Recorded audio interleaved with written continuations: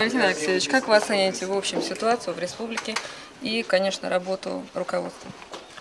Ну, прежде всего, работу руководства должны оценивать жители республики. Но хочу вам сказать, мне часто приходится бывать в республике. И сегодня, вот совещание, которое только что провел президент республики, цифры и некоторые показатели, которые были даны, конечно, может быть, далеки еще от радостного настроения, но внушают определенный оптимизм. Сегодня, начну с того, что мы посетили вместе с президентом лагерь временно перемещенных лиц. Вы знаете, это совершенно другие люди, с которыми мне пришлось тут же разговаривать 3 года назад, в этом же лагере. Это люди, которые готовы идти на диалог. Это люди, которые уже верят теперь местному руководству, верят руководству страны. И очевидно, что даже в психологии женщин больше всего переживают. Они, которых больше всего сегодня заботят, это где дети будут учиться, как их устроить. Вот президент сегодня пообещал одной девочке личное участие, чтобы направить ее учиться в медицинский институт. И центр выделяет специальную квоту для этих детей, когда можно учиться в разных вузах страны, где они поступать будут вне конкурса.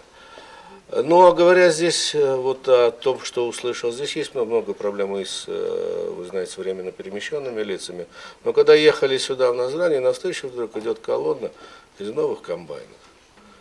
Остановились специально, слез комбайнер парень и говорит: вы знаете, у нас вообще-то этого лет 10 не было, не видели. А здесь не один идет, а целая колонна. Хорошие новые комбайны, специально с Ростова взятые. И говорит, а через 10 дней начинается уборочная, и прямо в бой. Знаете, на душе тоже стало приятнее. Премьер-министр докладывает, что все посевные работы, которые были запланированы, выполнены. Впервые за много лет возвратились к тому, что без чего земля не живет, ее нужно докармливать. И химические удобрения, которые завезены руководством и пошли. Это новые рабочие места. Буквально в скором времени мы ожидаем открытия нового или старого нефтеперерабатывающего завода с мощностью 100 тысяч тонн. Это значит, у нас где-то 500 рабочих мест будет обеспечено. 500 семей будут жить, по крайней мере, безбедно. Пускается новая нефтяная скважина. Решению социальных вопросов, конечно, стало уделяться внимание. Еще раз говорю, что пока это первые шаги, но шаги сделаны осмысленно, и ко мне представляется уже в команде, которая пользуется доверием у населения.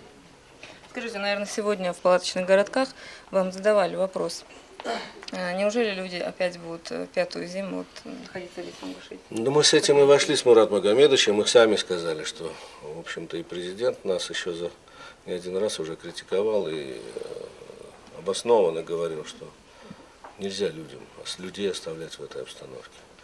И не надо даже думать о том, что нужно отремонтировать палатки, хотя многие живущие здесь как раз готовы на это пойти. Еще раз и центр, и президент Ингушетии заявили, там ни одной семьи, ни одного человека насильно из республики выселено не будет. Это только ваши добрые пожелания. К сожалению, не все еще готовы, хотя сегодня, вице-премьер, докладывая обстановку, доложил, что 10 тысяч заявлений на переезд в Чеченскую республику уже есть. Это в основном люди из лагерей, палаточных лагерей. И, конечно, оставлять их на следующую зиму, оставлять опять в тех условиях, которые сложны, если так говорить скромно, а вообще-то невыносимы. И тут же все-таки хочу сказать, допустим, о деятельности и республики, и гуманитарных центров по здравоохранению, по обеспечению минимального просто, но тем не менее защиты здоровья населения. На вопрос основной сложность в эпидемиологической обстановке в связи с летом абсолютно уверенный ответ санитарных врачей всех, что обстановка выдерживается так, как надо. Я надеюсь, что нам удастся общими усилиями правительства Ингушетии и Чечни, руководителей республик и центра вопросов с палаточными лагерями решить в этом году. Валентин Алексеевич, можно ли сказать, что к концу этого года беженцы по пригородным районам будут возвращены? Это тоже тема отдельного разговора. Я вообще-то сегодня, и вот у меня настроение было гораздо приятнее, когда мы говорили по временно перемещенным лицам с территории Чечни.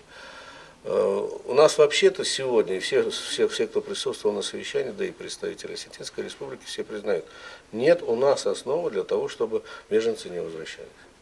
В принципе, есть политическая воля центра, президента страны, который не просто заявил об этом, а потребовал от двух президентов. И двух президентов хватило мудрости государственной встретиться и в октябре месяце подписать документ, который, в общем-то, все ставит на свое место, который удовлетворял абсолютно обе, и сейчас удовлетворяет обе стороны. И ничего выдумывать нового не надо. Не надо никаких решений новых.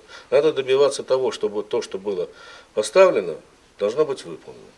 А вот возникающие вопросы, я считаю, что это во многом недоработка обеих сторон, без всякого сомнения. Вопросы с пропиской. Вопрос об определении справедливости решения по санитарной зоне вызваны. Конечно, нужна независимая экспертиза, но такая экспертиза, после которой подписи поставят люди, скажут, вот это закон. И только по нему нужно действовать. А не так, когда каждый один рисует одну, а второй рисует другую санитарную зону. Но это все вопросы, которые, абсолютно убежден, можно решать путем просто более частых встреч и убеждения друг друга. Надо не расходиться в точках зрения, а сводить их. Не хватит у людей, которые занимают посты ответственно не очень высокие, ступицы более высокие. Есть президенты, есть центр.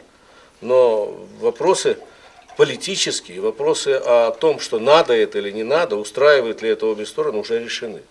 Всем понятно, это надо и это будет. И ограничений по срокам действия подписанного в октябре документа нет. Он не ограничен во времени, по возвращению, и именно в те места, которые, значит, пригодны и являются уже традиционным местом проживания для жителей и одной, и второй республики.